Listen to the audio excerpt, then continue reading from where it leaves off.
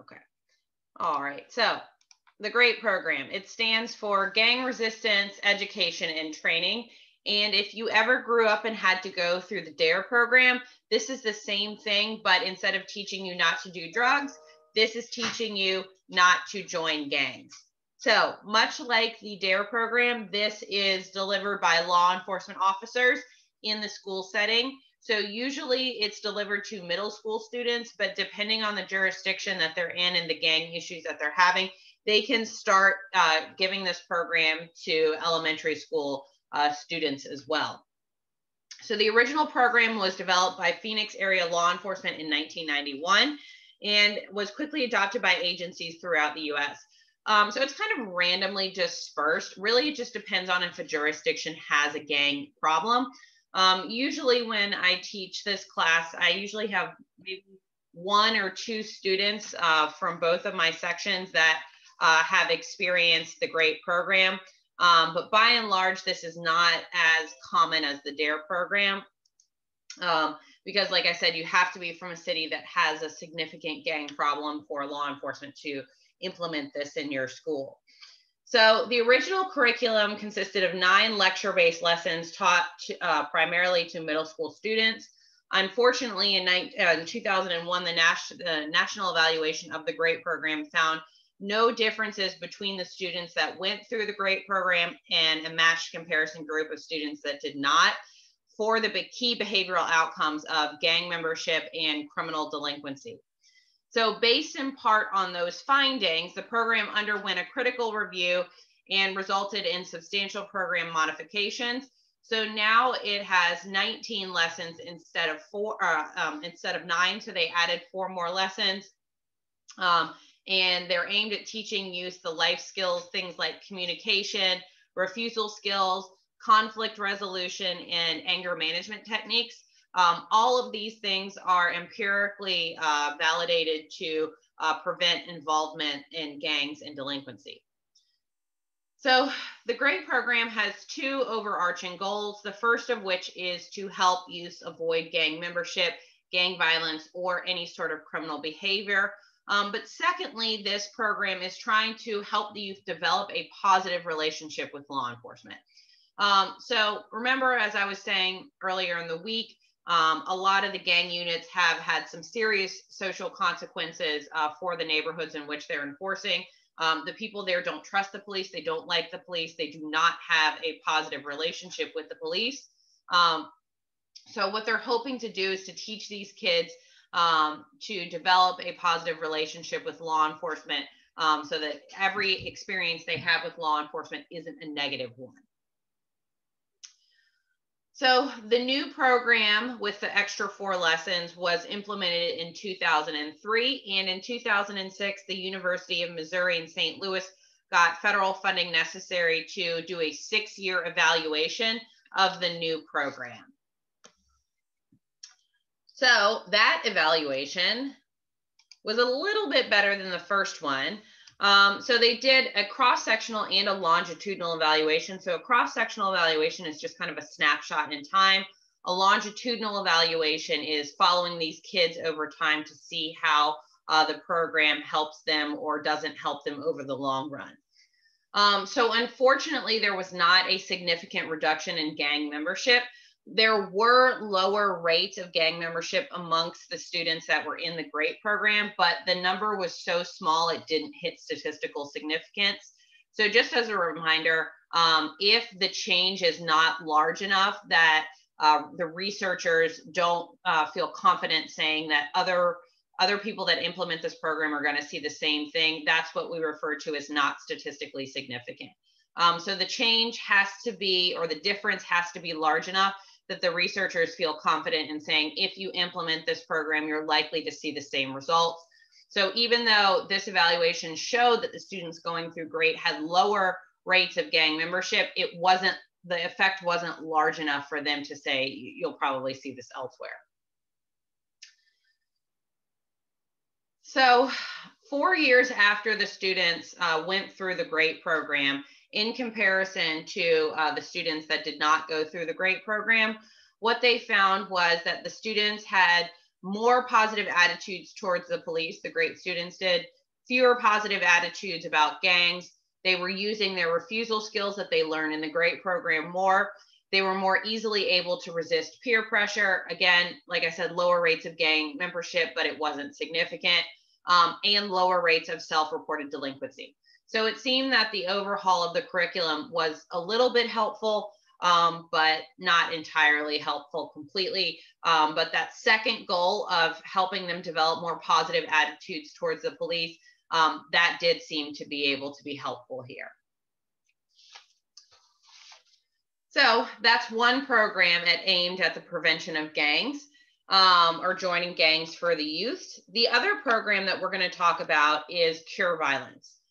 So this program was started in Chicago, and it was started under the name Ceasefire, and it underwent a name change. So if you see Ceasefire or Cure Violence, they are the same thing. And the video that we're actually going to watch refers to the program as Ceasefire because that video was created at the beginning of this program when it was referred to as Ceasefire. So again, it's the same program, it just underwent a name change. So it was started in Chicago, and it's a violence prevention program.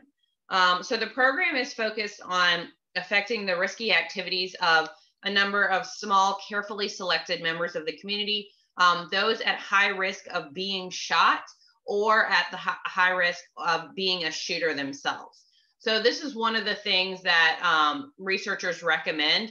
Instead of trying to police the entire neighborhood and suppress the entire neighborhood, to focus on the small group of individuals that are actually perpetuating violence. And that's what Cure Violence is trying to do, is they're trying to focus on that small group of people that is actually that are actually involved in actively participating in violence. So the way this program works is on several levels. The first thing that they do is they use violence interrupters, which are former gang members that are still friends with current gang members, still know them, still see them occasionally.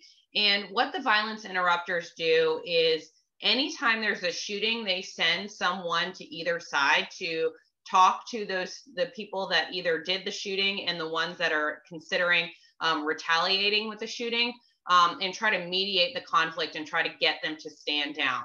What they're trying to do is to stop the cycle of retaliatory violence, where, for instance, if a Blood shoots a Crip, then the Crip wants to shoot a Blood to get back at them, who then shoots a Crip. That's the cycle of retaliatory violence that they're trying to stop.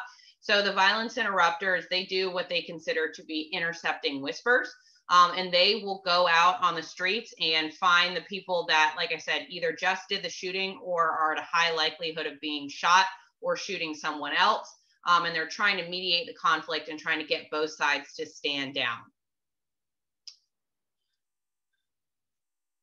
So this is something that researchers refer to as pulling levers. These are members of the community that are able to speak to gang members and to sort of have the ear of a gang member that the police would never be able to do. So first, the police would never be able to, go into this person's home and have, a one-on-one conversation with them and mediate the conflict. But they would be unlikely to listen to law enforcement if they did that. So these violence interrupters are people that they know, people that they respect, people that have lived this life before and have chosen to leave it. So they're able to sort of have the ear of these people more so than law enforcement would ever be able to do. So they use the violence interrupters to mediate conflicts. They also use outreach workers to counsel the young clients and connect them with a range of services. So when they find these kids that are perpetuating the violence, they are trying to hook them up with social workers, outreach workers, trying to get them involved in programs to do something positive with their life, as opposed to continuing with the gang life. So there are 3 goals for Cure Violence. So the first thing they're trying to do is change the operative norms regarding violence, both in the wider community and among its clients. So they have a very strong public education campaign to help the community spread the message that violence isn't the answer, and that it's not acceptable, not approved of even by their peers. So as we watch the video, you'll see that they hire a lot of graffiti artists to do murals around the city to sort of, spread the word that violence isn't the answer. They try to, do memorials for people that are shot. So they're just trying to get the whole community involved in this. So it's not just the police that are trying to spread the message that violence isn't the answer.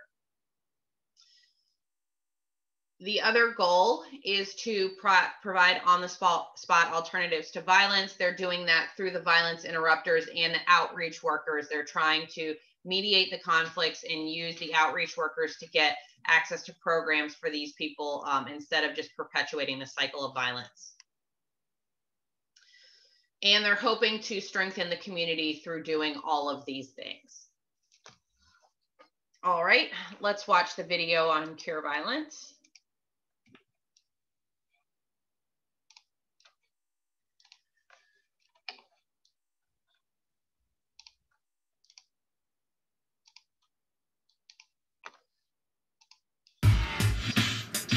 Our work is designed to look at violence in terms of its contagious nature. That is to say, how one event leads to another and how people learn this from each other.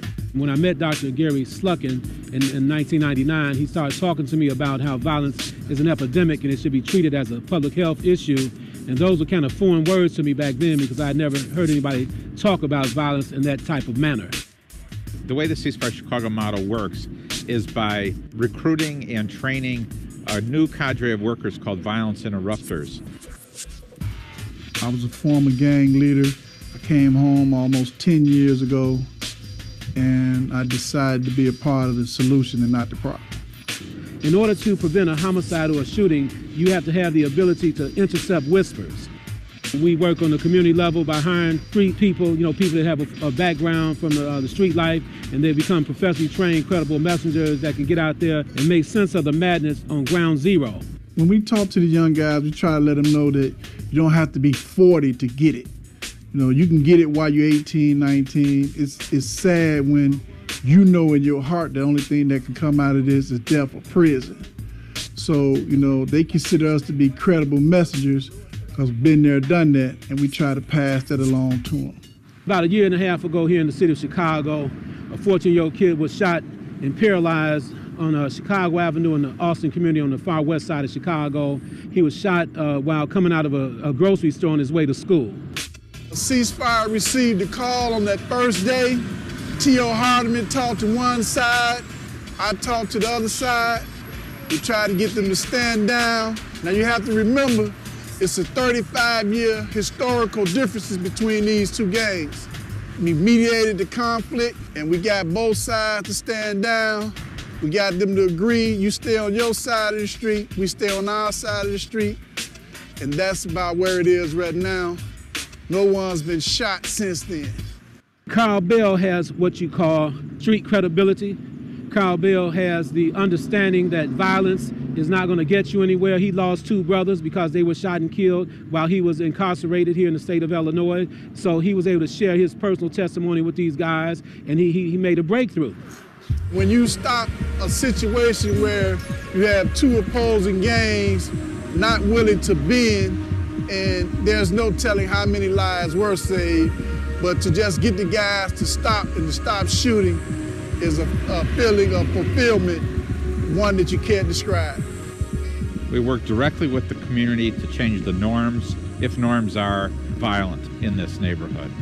So we work at 3 levels: detecting and interrupting events, behavior change among the highest risk, and changing the norms for the long haul among the community as a whole. You have a lot of people that live here that basically live below the poverty level, which creates a dynamic in this community of individuals trying to find a way to create wealth and find a way out. The gang life poses a challenge to all educators, not just in the Austin community. It's very enticing to some of our students that want to feel part of something. And what ends up happening is you end up competing with what's going on outside of your school. Kids have a lot that they come with before they even enter our school doors, and they need advocates. Ceasefire has been very important as far as what we do here at Spencer, trying to be a pillar of the neighborhood and pillar of the community. They are assuring that our students are having a safe passage to school and are able to get their education. I believe Ceasefire has made a great contribution to our community because they recruit as interrupters those who were once involved in this negative activity. And their ability to reach those young men is based on they think the same. So they have the opportunity to ask the right questions and tap into areas where the police would never be able to tap into. Law enforcement takes the lead, making a community safer, but we all have to do something. The Ceasefire Chicago motto is designed to help the community do its share. The reason I know that Ceasefire works is because I see communities coming back to life. I see young people out playing on the blocks. They're not afraid that somebody's going to come and shoot the block up because they know that Ceasefire's out there. They know that the Chicago Police Department, they're out in the community. You know, the presence is strong, and we're getting results. Ceasefire has made huge changes in the community. It's allowed community members to communicate with one another, whether if they're in a gang or not. It kind of puts everyone on the same page. I'm very optimistic about the future of our community. If you can change the way you think about violence, then you can change the next person and the next person. And next thing you know, when a person pulls a gun out, you're going to have like thousands of people up in his face saying, look, what are you doing? We don't even pull out guns anymore. That's a thing of the past. That's the reason why I know Ceasefire works.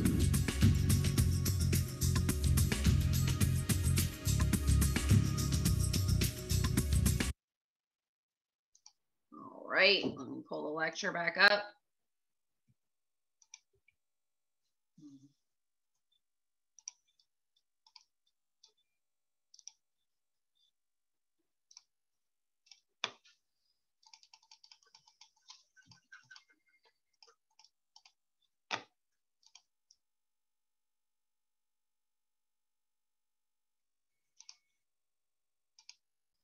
Okay, so Ceasefire has been implemented across our nation. It's also in several other countries, and it's in several U.S. territories as well. Every time they implement it, they hire researchers to evaluate the effectiveness of this program. So this link right here is actually a link to their website with all of the research reports on the effectiveness of cure violence. It's not required. It's just if you're interested, that's where they are. So we're just going to go over one of the reports. So basically what they did was they implemented cure violence in 7 neighborhoods in Chicago and studied 7 similar neighborhoods where cure violence was not implemented. So they were able to compare the two. So in 4 out of the 7 sites where cure violence was implemented, they saw statistically significant declines. So a 17% decline in actual shootings and 24% decline in attempted shootings compared to those other neighborhoods. They also sent researchers out on the street to interview the people that lived in the neighborhoods and to give them surveys and to ask if they saw a difference in the neighborhood. And in 6 out of the 7 sites, the residents of the neighborhoods indicated that the neighborhood seemed noticeably safer when after cure violence had been implemented. The study also considered how homicides within and among gangs changed with the introduction of the program, in contrast to some of the shorter term trends in the comparison areas. So in 2 out of the 7 sites, there were decreases in homicide density. In 4 out of the 7 sites, there were decreases in reciprocal killings. And in 3 out of the 7 sites, there were decreases in average gang involvement in homicides. So this is not something that is going to be solved overnight. Like the guy said in the video, you know, there is 30, 40 years of historical conflict between these gangs. But what we do know is for the past 30 or so years, just the implementation of gang units has not made a considerable difference. So we have to try something else. So we're trying to work on cure violence, trying to get the neighborhood involved, trying to get more people than law enforcement to try to stop the gang problem. But like I said, this is not something that's going to be solved overnight. It will likely take several generations. We're just hoping with the implementation of programs like this one and with GREAT, what we can do is we can start to condition the younger generations to be less and less violent, to the point where it won't be much of an issue several generations later. But like I said, this is not this is not something that's going to be solved overnight. The best that we can do is evaluate programs as we implement them, see what works, discontinue things that don't work, and try other things or continue things that do appear to be working. All right, you have one reading for this week. It's up on Canvas. Basically, it's just the first chapter of Monster. If you guys are familiar with that book, it's the true story of a kid who joined a gang when he was like 12 or 13. And I want you to read that because I want you to understand why a child would join a gang.